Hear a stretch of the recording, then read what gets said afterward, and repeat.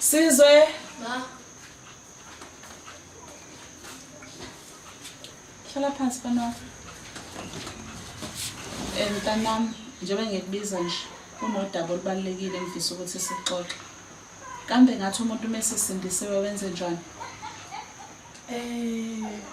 Kamuthi wenze njani? Mayelana nezinto akade ezenza. Oh. Wathi engaziphinde ezenze. Yebo mntanami ngasho njalo. Nami njengoba ngikubizileke kunento embi engayenza engifisa ukuthi ungixolele kuyona. Ngixolele yini ma? Mntanami inzima yona lento. Kodwa ke ngesikhathi ngisanda kushada kwaphela u2 years wonke engabathola abantwana. Kwakunzima, ipressure nganginayo, ubaba wakhe efuna abantwana, sihlale sixabana njalo ngase ngibona ukuthi umshado wami ususenjani. Baba, kwenze njani? Wathula kangaka. Uyazi lokho kusukela izolo nje wena uyinto ethule nje. Yini ekuphethe kabi udliwa yini?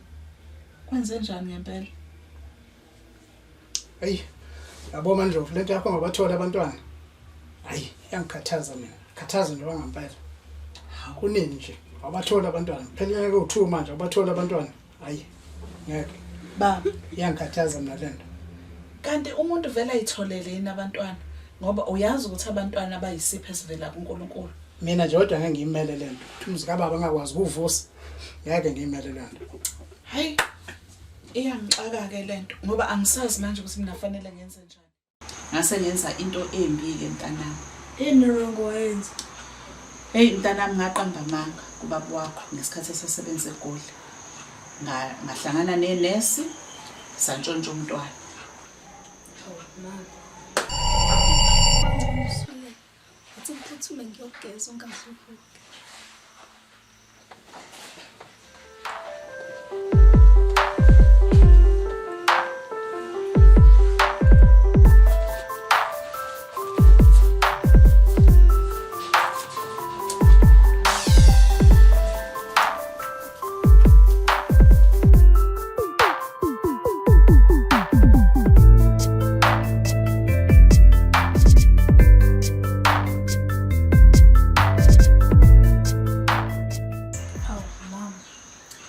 Yebo mntanami, ngiyazi ukuthi wrong leyo nto, yikho ngicela ukuthi ungixolele nje kuyona.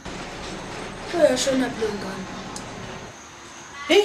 Wazi wanzima umbuzo, kodwa ke mntanami fanele ngitshele iqiniso. Leyo ngane engikhuluma ngayo uwena mntanami. Hayi mina ngikholwa nje mina lapho. Ayikhonya ngikhohlisa.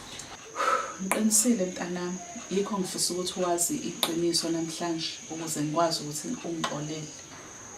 Mama, Impela mntanami kunjalo nje. Ngiyazi mntanami ukuthi kunzima ukuthi ukholwe. Kodwa ke ngiyafisa ukuthi ukholwe.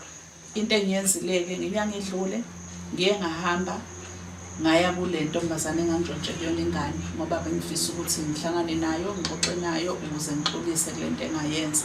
Emva kalapho bese ngoyinikele emaphoyiseni. Ngomusa nje kaNkulunkulu ngayifica intombazana isisindisiwe.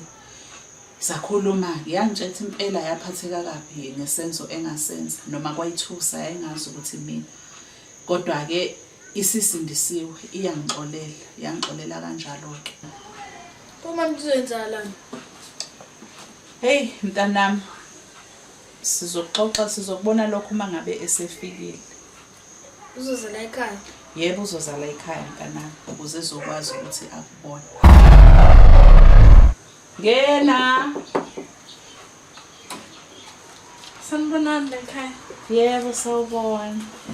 Njani? Ngiyaphila njani? Siyaphila. Yililanga nje. Hey Nkosiyami. Bakithi. Hayi liyashisa lona liphumile bona namhlanje. Sizwe uyena ku mami Lebo lo ekade ngitshela ngayo. Bakithi asakhulile. Asemuhle. Hawu. Woza. Wamuhle. Sizwe uma wakho ke lona. Hawu, uzohamba nami. Mntanami. Besingakazi nathi ukuthi kuzokwenzakala kanjani, kodwa sizokwenza ama-arrangements. Yeah, mama.